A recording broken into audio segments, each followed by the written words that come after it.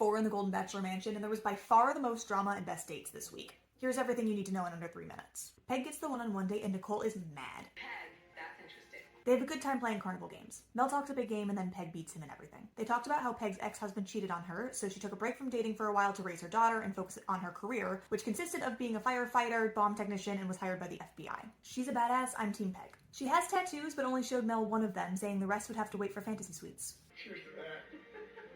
The night ended with a concert, and she gets a rose. The group date was a photo shoot for People magazine. Debbie got to wear a beachy wedding dress, which she's never worn before. We learned that while she's never been married, she has been engaged. No dress shopping, though. Carol had the last pick of outfits for the photo shoot, so she seemingly was just in a towel. Either that or the swimsuit underneath it was so skimpy that she was not comfortable being on television with it. Valid. The photographer commented that he could see the sparks between Mel and Cindy, and they had this moment on the beach. Debbie tries to relate to Mel by talking about how she knows his dad is black, and he loves Motown music, and that she was a bridesmaid in a wedding where Smokey Robinson was the best man. That's cool, but it did feel like kind of a weirdly forced story. Mel has seemingly been most into the confident women, so he asks Shy Carol if she's ever done anything risky when she was younger. She tells a story about how she lost a dare in high school and had to go skinny dipping off a high dive. Carol is sweet, I do like her, but I was worried it wouldn't be enough for him. Instead, she did get the group rose. I was impressed. Debbie was not pleased. Nicole was already our villain, but now we really see the underbelly. She tells the women that her original plans for the summer were to start a health coaching program that didn't work out, and now she's excited to be here because this gives her exposure like she's never had before. She says that she doesn't consider herself to be dating Mel, but dating America, and that she's hoping this will be a jump-off point for her career. She also says, quote, "The last cast, they weren't so good looking," which straight crosses a line. How dare she? She's hoping after the show she could be more of an influencer to promote well-living products such as foods and beauty products. Peg just interjects with, He's a really nice guy.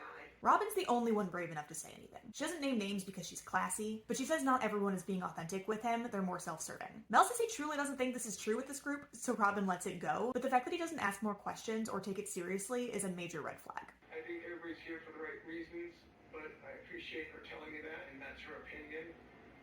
Alright, we got it. There's a tailgate instead of a cocktail party, and they played beer pong with prune juice. Mel mentioned his favorite dessert was anything with lemon, so the ladies decide to make him lemon bars. Nicole didn't come up with this idea, and on camera we see her doing none of the work. In fact, while others were working, we see her in the pool, but she takes full credit. I audibly gasped when Nicole talks to Mel alone and says, quote, "I decided to make lemon bars." Everyone is obviously upset about this because she didn't come up with the idea or do all the work, and I am shocked no one said anything. She continues to say things like, "Let's give him something to talk about." Mel wears a black camo suit for the rose ceremony and sends home Roxanne, Jerry, and Robin. Robin should have told him right here about Nicole, but she's classier than that. Those remaining jump into the pool with their fancy clothes on, which Nicole had wanted to do earlier because it makes good television. That's a lot of tea for the week. I'll see you in the next one.